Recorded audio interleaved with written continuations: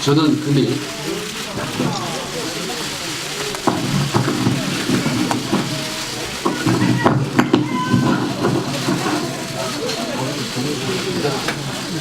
저는 금일 2018년 12월 14일자 SBS 8시 뉴스를 시작으로 제가 제보하였던 일련의 상황에 대하여 제보 내용의 정확성을 확인드리고 그에 대하여 올바른 평가를 바라는 마음에서 이 자리를 마련하게 되었습니다.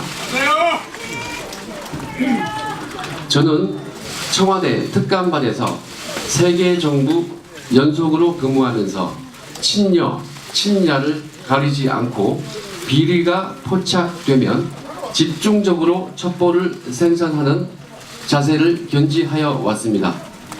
눈치를 보며 일을 할 것이면 검찰 수사관을 진작에 그만두었을 것이며 이 길을 걸어오지 않았을 것입니다.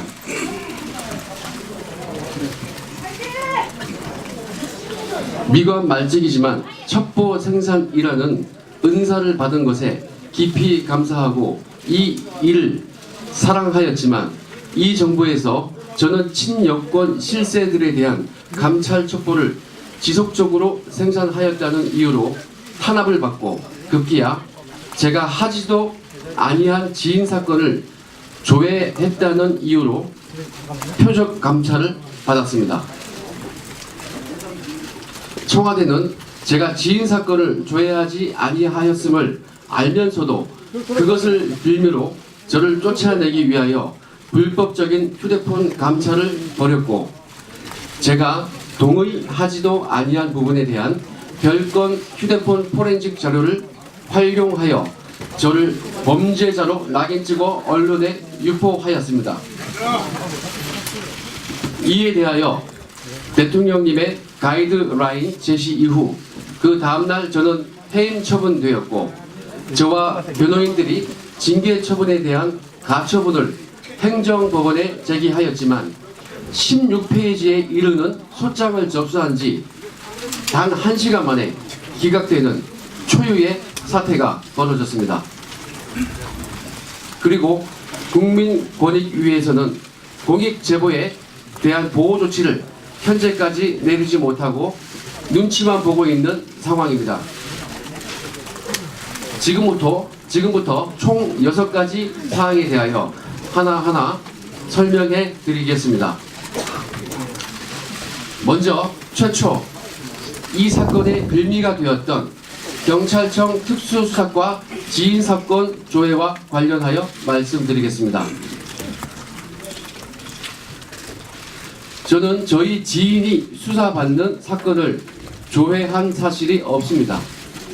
위 사건에 대하여 대단히 큰 오해가 있는데 이에 대하여 말씀드리겠습니다. 먼저 특수수사과에서 실적을 조회하게 된 경위는 제가 청와대 특별감찰반에서 근무하며 작성했던 첩보 3건이 2017년 하반기경 특수수사과에 이첩되었는데 2018년 가을 무렵 동 사건들 중 수사가 성공하거나 결론이 나온 것이 있다고 언론에 나왔습니다. 제가 쓴 첩보 대상자 2명이 구속이 되었습니다. 그것이 언론에 나왔습니다. 실적 규모를 확인하기 위해 2018년 11월 2일 오후 경찰청 특수수사과를 찾아갔습니다. 찾아가기 전에 저는 저의 직속 상관인 김태곤 검찰 사무관에게 말했습니다. 제가 쓴 첩보로 특수수사과에서 혐의자를 구속시켰습니다. 라며 언론 기사 출력물을 보여주니 김태곤 사무관은 특감반 연말 실적을 확인하여 수석님께 보고해야 하니 한번 알아봐라 라고 지시하였습니다. 본인의 경우 검찰 사무관 특별 승진의 실적에 크게 도움될 사안이라서 승진을 위해서라도 실적을 확인해야 하는 상황이었습니다. 이에 경찰청 특수수사과 출신 박모 형사에게 제가 부탁하기를 특수수사과 관리반에 특감반 실적 조회하러 갈 것이니 미리 전화 예약을 해달라고 하고 11월 2일 오후에 찾아갔습니다.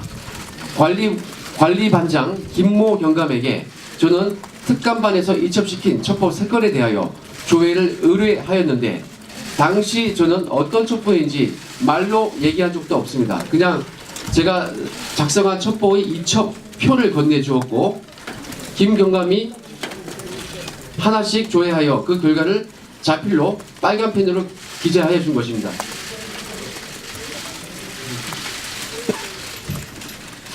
제가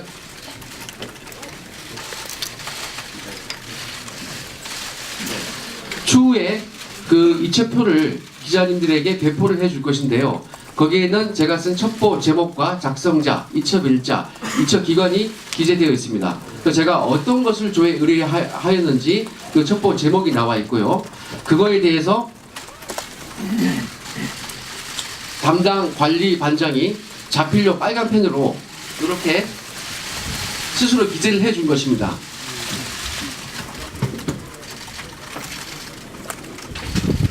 요 표 밑에 이 표와 파란 글씨만 제가 가져갔던 것이고 이거를 보고 아예 건네줬습니다. 그리고 그 김경감이 이걸 보고 자발적으로 빨간 글씨와 같이 자필로 기재를 해준 것입니다.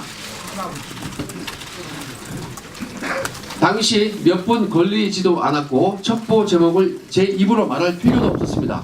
제가 무엇을 조회했는지, 조회 의뢰했는지, 그리고 경찰관이 무엇을 조회를 해주었는지에 대하여 이런 물증이 저는 있습니다.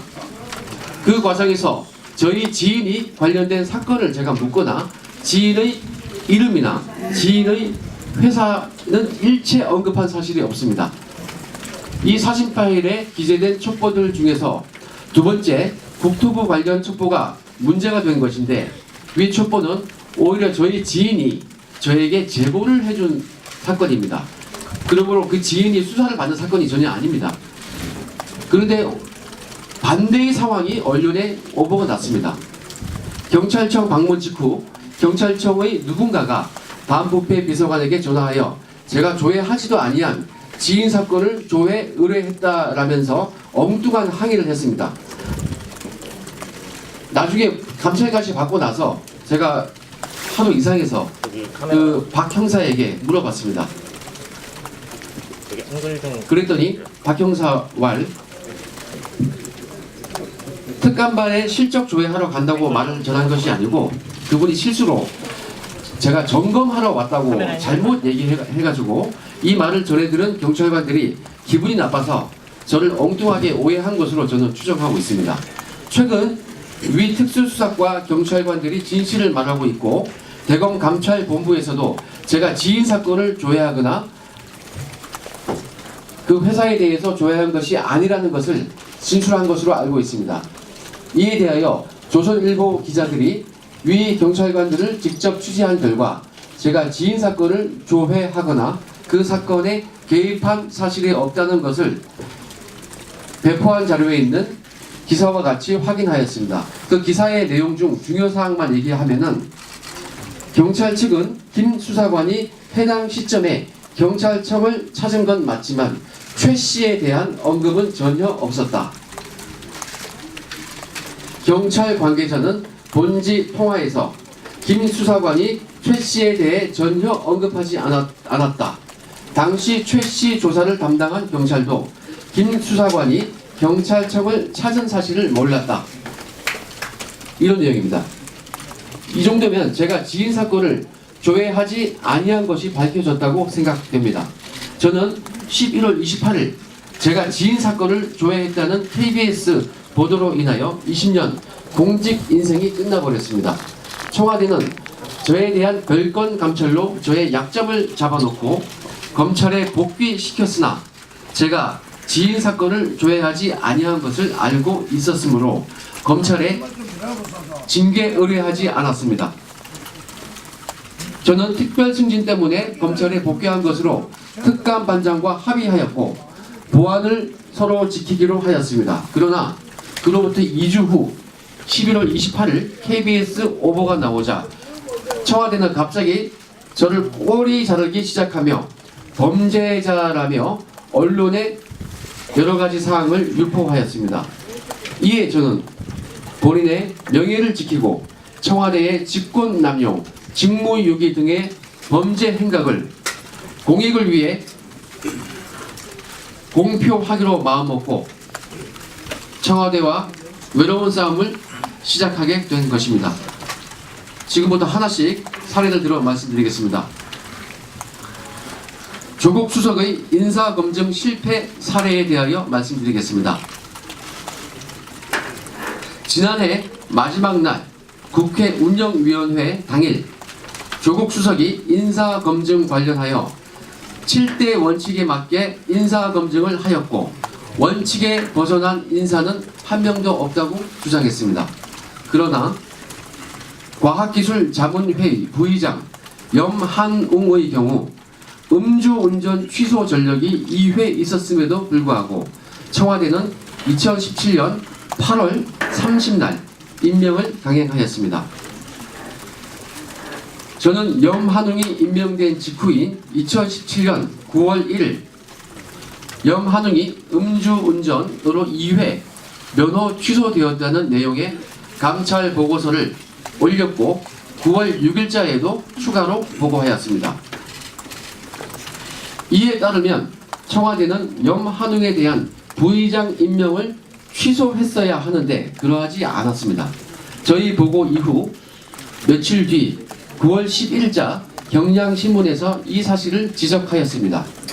앞서 문재인 대통령은 2017년 5월 29일 수석보좌관 회의를 주재하면서 정치자금법 위반, 선거법 위반, 그리고 음주운전 등을 5대 비리보다 더 큰 문제로 거론한 바 있습니다.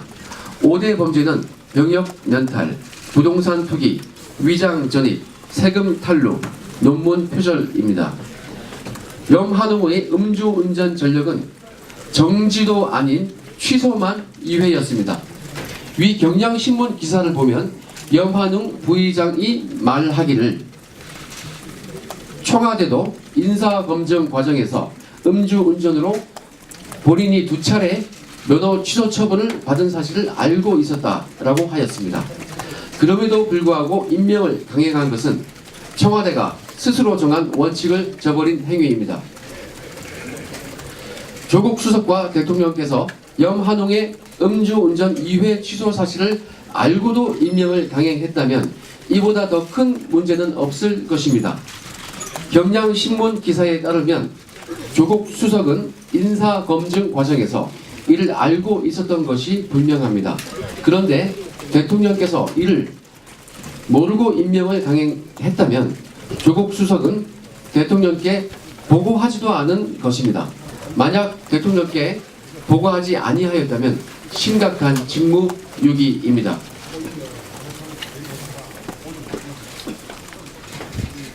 제가 최초로 공익 제보했던 우윤근 대사 사건의 경우에도 이와 비슷했습니다. 저의 감찰 보고서를 박형철 비서관으로부터 전해 들은 조국 수석은 비서관에게 확실하냐고 물었고 확실하다는 비서관의 대답에 조 수석이 임종석 비서실장에게 보고하자 임 실장이 사실로 확인되었으니 대책을 강구해야겠다라고 말했습니다.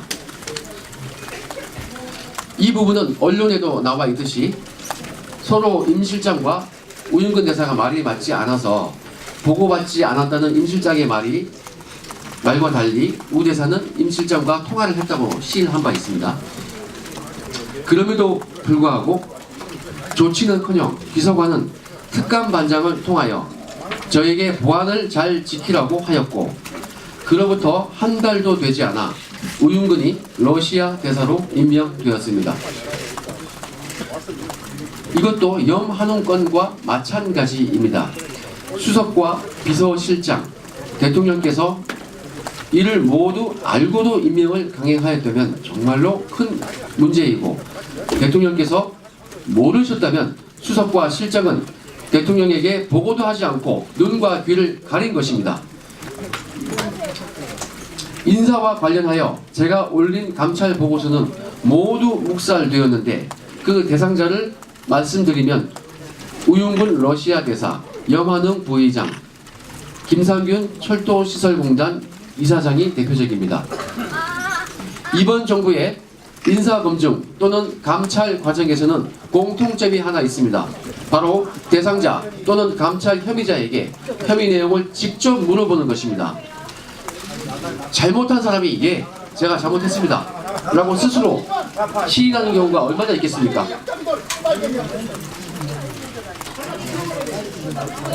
빨갱이 잡아. 제대로 검증하거나 확인하려면 저와 같은 특감반 직원들 여러 명에게 혐의 내용을 추가로 조사하라고 시키거나 수사기관에 이첩하여 사실을 확인하는 것이 정당한 업무 방법인데, 청와대는 본인들의 우군이라고 생각되는 사람에게는 직접 변명만 듣고 그냥 임명해 버렸습니다.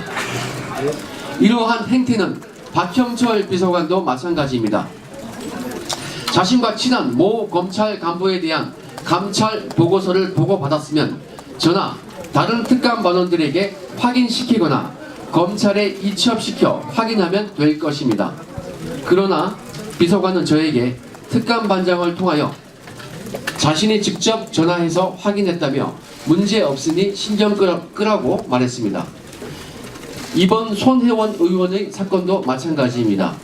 민주당에서는 손혜원 의원에 대해서는 문제 없다고 말합니다.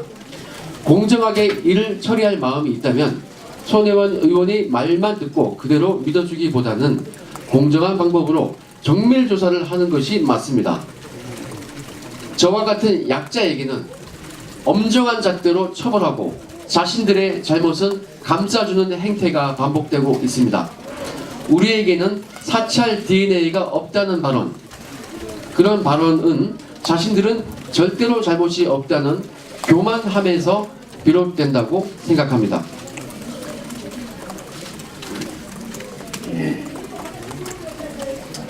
청와대 민정수석실의 국가예산 횡령에 대하여 말씀드리겠습니다. 2017년 7월 특감반 창설 직후 반부패 비서관은 이인걸 특감반장과 함께 특감반원들의 활동비 지원에 대하여 의논하였습니다. 특감반원들은 매일 외근 활동을 하며 출장을 다니기 때문에 활동비를 출장비 명목으로 매월 100만원 상당을 각 개인의 계좌로 송금해 주었고, 특활비 또는 특정 업무 경비로 기억되는데요, 현금 40만원을 봉투에 넣어서 직접 개인별로 지급하였습니다. 그런데 특감반 구성원 중 내근만 전담하는 직원은 외근을 하지 않습니다. 그럼에도 불구하고 내근 직원에게도 허위 출장 신청서를 작성하는 방법으로 출장비를 지급했습니다. 그로 인하여 특감반 데스크 김태곤 사무관은 내근